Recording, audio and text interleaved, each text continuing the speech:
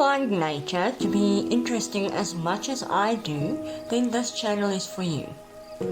Take a stroll with me and let's learn about the lovely world of plants, microorganisms, and ecosystems. The beauty of nature becomes more delightful the more you learn and the deeper you seek. Where to start, I thought. Aha! The cell, the most basic unit of life. Picture this, your whole body is made up of tiny microscopic cells. Your liver, your brain, your kidneys, and everything else. Even your skin. Every living organism is made up of cells. Some are made up of a single cell. Those are called unicellular organisms, and they are most bacteria, some fungi, and many protists. We, along with animals and plants, are multicellular organisms. That means we are made up of millions of cells. In this lucid diagram of a plant cell, I started drawing the cell wall and the middle lamella, followed by the cytoplasmic membrane. The main function of these are to keep all the contents of the cell intact.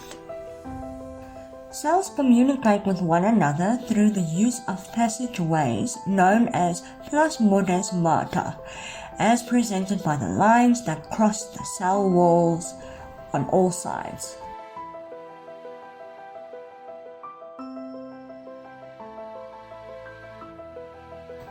This is the vacuole, which literally means empty space.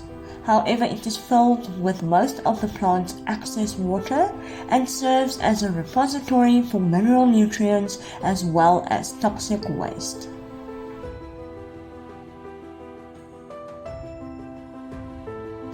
All organisms that has the ability to photosynthesize will contain chloroplast. Those are the small oval-shaped organelles that can indeed be compared to solar panels. One plant cell may contain close to 100 chloroplasts at a time. Have you ever wondered why most plants are green? That is thanks to the green pigment called chlorophyll, also found within the chloroplast. Along with the chloroplast organelles, one would find which can be labeled as the powerhouses, otherwise known as mitochondria.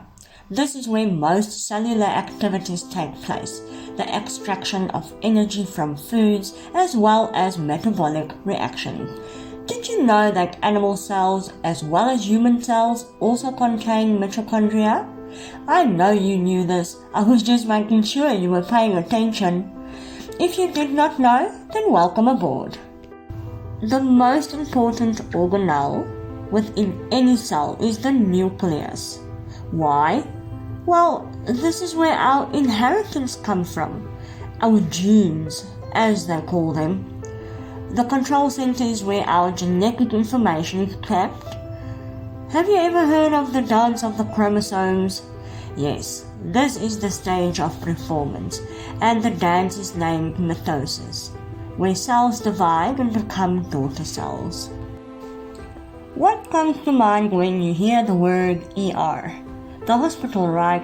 Well, in the world of cells, this is called endoplasmic reticulum, of which there are two types, rough ER and smooth ER.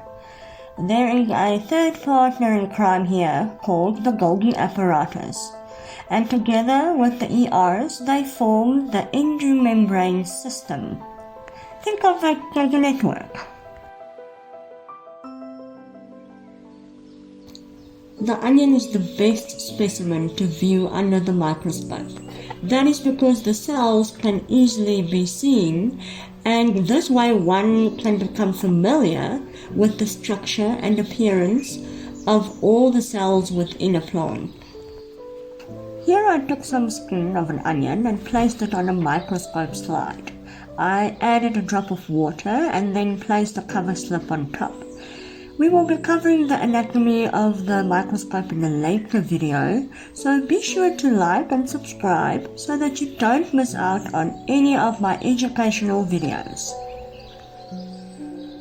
An English physicist named Robert Hooke was the first person to coin the term cells in 1665 after using his handmade microscope to view pieces of cork.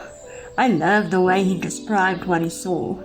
He said that it looked like rooms of a monastery occupied by monks. I decided to stain my specimen with red food coloring. This was my first ever attempt to do so. As you can see, the red dots are the nucleus within each cell. Also, you can see that not all cells are the same shape. In my next video, we will take a closer look at the nucleus. Thank you for watching Go Green or Go Home. Learn it, love it, DIY it.